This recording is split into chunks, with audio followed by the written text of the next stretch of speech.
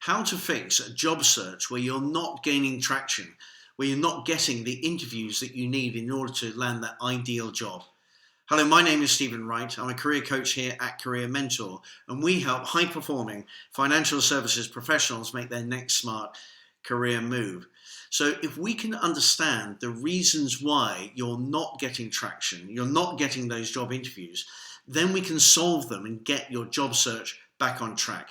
I think that there are 7 things which are worth looking at. Let's go through them now. The first is that you're targeting the wrong area, and it might be the wrong area for a couple of reasons. First is that the area you are targeting is not in growth. In fact, it's in decline, either for cyclical reasons or perhaps more worryingly for systemic reasons. So there's just no appetite to hire. The second reason is that you might be targeting an area where there are very high levels of competition, meaning there is an abundance of other candidates who are equally well qualified, perhaps even better qualified than you are. So you're just being caught up in the competition, the high levels of competition. So have a think about the area that you're targeting. The second reason may be that you have the wrong offer. In other words, you're targeting a perfectly healthy area of business, but what you're offering is just not in demand. We want to find an area of business or firms which don't just want what you've got, but they absolutely need the skills and experience that you've got to offer. The third reason might be that you just are marketing yourself poorly. And there are 3 things to consider here. The first is you want to have a strong network where you have a system of constantly and consistently reaching out to people in your network and seeking ways to serve them. Also thinking about networking using online networking events and in-person networking events so that you're meeting highly relevant people who you can welcome into your network so that you can serve them, and that will give you more visibility. The second point on marketing is your LinkedIn profile.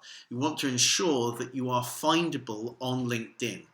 The activity that you do on your LinkedIn profile and the keywords that you have in it are 2 things that you can do in order to make your LinkedIn profile very findable. The third thing to consider here is to develop a relationship with a couple or 3 professional executive recruiters. Find recruiters who know your area of business really well and know what's going on. And you can build a long-term relationship, a reciprocal relationship, where they help you and you help them. And that will stand you in good stead to lift your visibility and to understand what's going on in terms of recruiting in your area of focus. Number 4 is weak messaging. We want your audience to understand immediately what it is that you do and how it will benefit them. That means that you need to create a clear, concise, and compelling value proposition, which will be used to inform your CV, your LinkedIn profile, any discussions that you might have with recruiters, and also it will be used when you get job interviews. So making sure that you have a really good messaging will be very useful. Number 5 is that timing is an issue. And timing around the end of year when firms are doing their end of year appraisals, paying bonuses, creating their plans for the next year, deciding on what skills and people they need to hire. Well, that's to do with the timing. So things can slow up then. And equally, they can slow up during holidays, and in particular in the summer. So timing is an issue when it comes to job search. The next point, number 6, is that you may be stuck in using a limited number of modalities or channels for your marketing. So a lot of people will speak to their friends.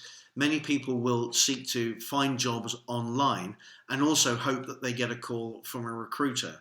Those are only a few of the ways in which you can engage proactively with hiring decision makers. So it might be worth thinking about expanding the number of avenues of conversation that you can open in order to find the right job for yourself. The final thing to say is that you may well be doing many of the things very well, but you're just not doing it in enough volume and you're not doing it over enough time. So you're doing the right things, but you simply are not having the impact that you need consistently through time in order to get those job interviews. I think that those are all the considerations that are worth mentioning. And if you start to fix some or indeed all of those, then it's most likely that you'll get back on track, start getting those interviews, and start getting closer towards landing that ideal job. Please do feel free to like and share this video with people who might find it useful. And also, if you would like a conversation about where your career is at the moment and how perhaps you could take things further forward, then please do get in touch. It'll be a pleasure to have that conversation. Many thanks.